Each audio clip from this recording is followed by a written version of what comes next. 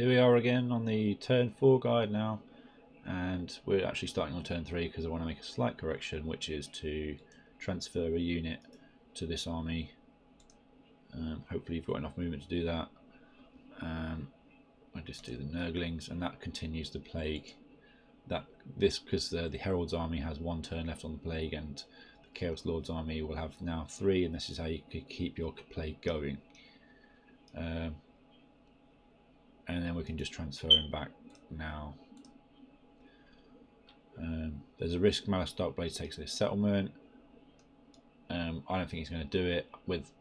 I'm pretty sure with 100% frequency he's not going to do it, even though it would really mess us up, because he's the CAAI, and he's just going to protect his settlement because he's worried about Tzeentch.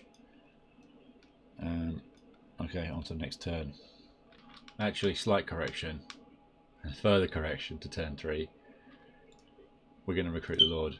We rolled unearthly reflexes besides the original scaled skin. Specifically for Chaos Lord and Nurgle, I'm going to suggest that unearthly reflexes is better than scaled skin, because Nurgle gets -9 defense in melee continuously as long as they're in melee, and that just stacks on top of the 8 defense there, and then they're just so incredibly hard to hit. And speed's good. Speed's always good. This is better for when you're staying undivided in Warriors of Chaos, I think, because it's really good on the Manticore, because yeah, missile resistance is great when you're flying. 5% physical resistance isn't, amazing for just melee. So I'm going to say this, and the reason that we're doing this is because even though it's going to cost us a fair chunk, it's going to mean that, number 1, we're going to be able to get Force March point into here, and number 2,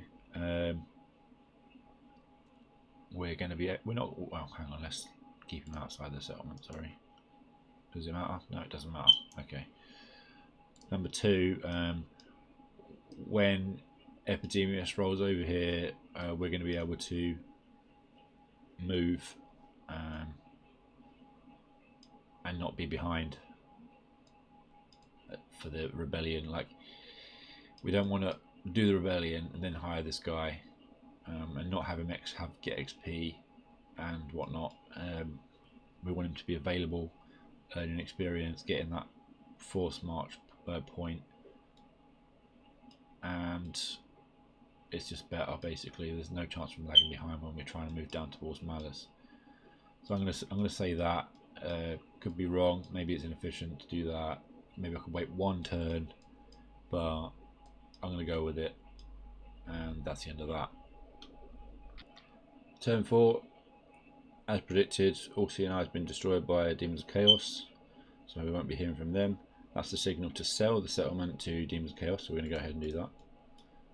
Rebellion imminent. Or you'll see that it won't be, because we're going to do something which will change that, unfortunately. So we're going to come over, talk to our friend here, and we're going to sell him. We're not going to join more. We're going to sell him. Actually, no. We're going to make sure we don't trespass first.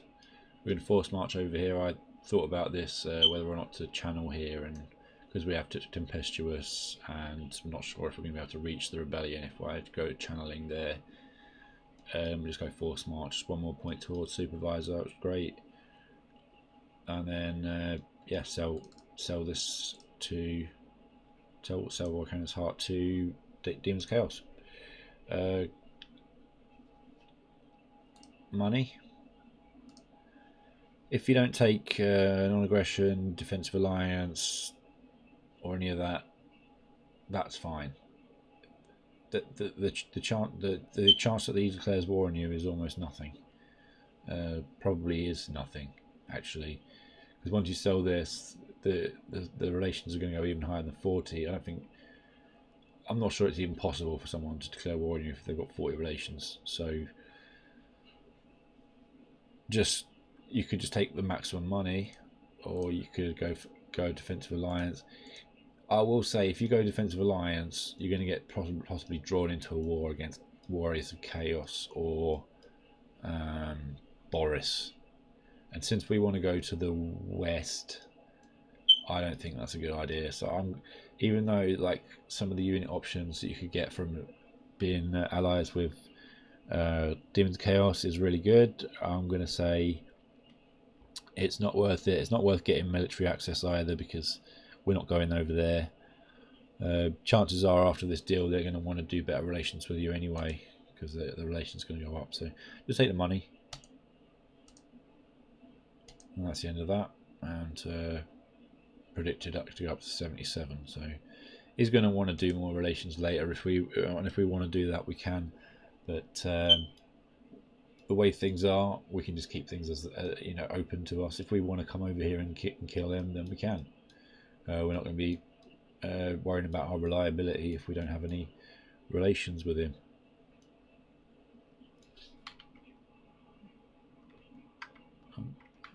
So next up, they're over here. They're just chilling up there. So now I mentioned that I'm going to do something which is going to affect the public order, and it's to actually bring these units on land. First of all, you want to move your main Herald army up towards Epidemius so you can link up safely and take part in the rebellion. That's a must. You must do that. Okay. You could go up the other way. I don't think Malice can catch you if you go up that way, but I don't know. This just seems closer than going the other way for some reason. With this guy, because as you'll notice, the public order went from -5 to -4. Now we have to do a raid on this Billiers Cliffs. Question is where. If you do it to the right, then Malice won't come over here. There's a chance that if you leave him over here on the left, he might come over.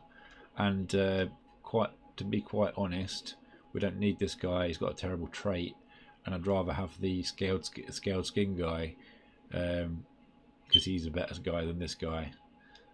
So what I'm going to do is I'm going to bring him on land, and I'm going to raid close to Black Rock so that they can they see us? They can see us. Great. So they're recruiting with a second lord. Don't know why. I don't know why they do that. Very weird behaviour. He hasn't got a full stack, and yet he's got a second lord that's recruiting.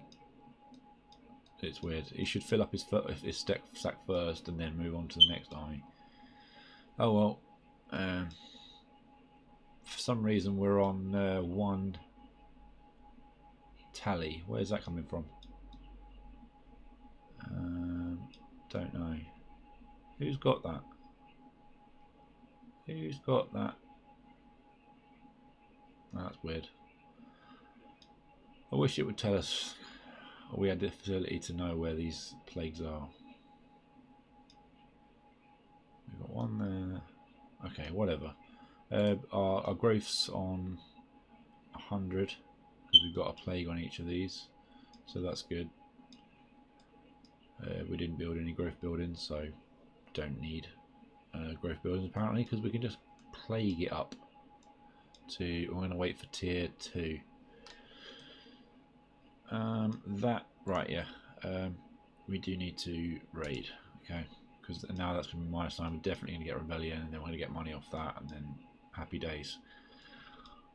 Can we do anything else? No, we're not going to, and we're not going to do anything else. Can we build anything else? No, we're not going to build up Billiers Cliffs in case Malice comes over. Like I said, probably not going to happen, but just in case. Terms of commandments, that's not beneficial. That would be potentially beneficial.